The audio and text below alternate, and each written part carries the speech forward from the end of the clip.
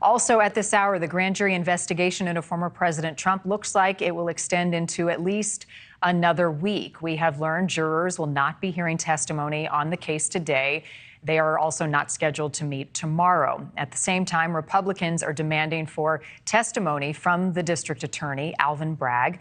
NewsNation has learned the Manhattan District Attorney's Office wrote a letter to Republicans. Here is what it says in part. Quote, "Your letter is an unprecedented inquiry into a pending local prosecution. The letter only came after Donald Trump created a false expectation that he would be arrested the next day, and his lawyers reportedly urged you to intervene.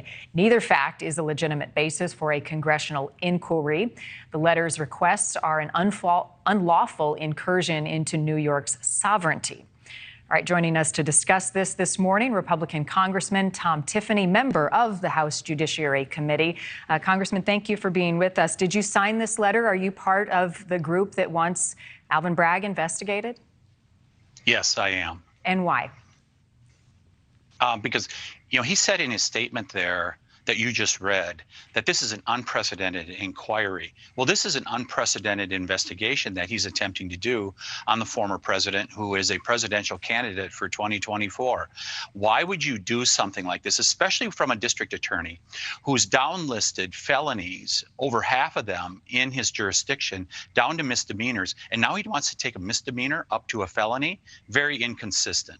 The statement from the Manhattan DA said, "In every prosecution, we follow the law without fear or favor to uncover the truth." Is this about a dispute of the facts, or is this about a pursuit of the facts in your eyes? Well, when you take a look at the funding that this district attorney, and the reason that he's in office, took $1 million from George Soros, this is typical of the Soros prosecutors. They're lawless. It's part of the reason we see the lawlessness in the streets, and now we're seeing it affect a presidential election. It's just how they operate. And by the way, the same thing is happening with the Supreme Court race in the state of Wisconsin right now, my home state, where there's millions of dollars that have gone from Soros-funded operators to a Supreme Court candidate, and they're seeking to have that lawlessness spread to Wisconsin. This is very consistent with these Soros prosecutors, Soros-funded prosecutors like Mr. Bragg. With the focus being on the situation and a possible indictment of a former president, no one will disagree. It is unprecedented, uncharted territory we're entering into. But do you also agree no one is above the law? Oh, no one is above the law. There's no doubt about it. And that's why Mr. Bragg should come and testify before Congress. He is inserting himself. So he's saying that we're inserting ourselves into New York's sovereignty. Well, he's inserting himself into a national political race and the presidential race on top of it. Come and answer the questions, Mr. Bragg. Don't hide behind this thin veil that you're putting out in front of us at this point. To play devil's advocate, though, don't you have to let the process play out? He is trying to gather information and present it to a grand jury, see where it goes next. There has been no indictment yet. Yeah, there's no doubt about that, but he's made it very clear. I actually believe part of the reason that you haven't seen the indictment come down is because of public pressure. People across America are outraged at this, and there's many nonpartisan people that have said in regards to this, this is just a misdemeanor. Why are you inserting yourself into this, trying to upcharge it to a felony?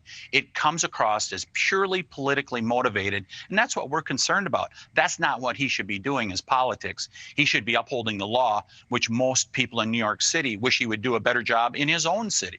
And in defense of himself, Bragg says this is not a political persecution or prosecution for that matter. Here's the thing, indictment or not, the former president can run for president again. That is just the reality. Does this help him in this moment? Does it give him momentum either way the pendulum swings? You mean the former president? Correct. Certainly, I hear from constituents. They are outraged that now we see this prosecutor doing this. I mean, think back to Russia collusion. It did not happen. You see all these things that have happened where they went after then President Trump and then former President Trump. None of them came to fruition. So is this just another witch hunt? People are very frustrated. They'd rather see us dealing out here with the issues of the day, which is to bring crime down across America, deal with inflation and the cost of living, secure the border, things like that. Instead, you got a district attorney that's turned this into a sideshow. Thank you for watching. Go to newsnationnow.com to find NewsNation on your television provider. And don't forget to click the red subscribe button below to get more of NewsNation's fact-driven, unbiased coverage.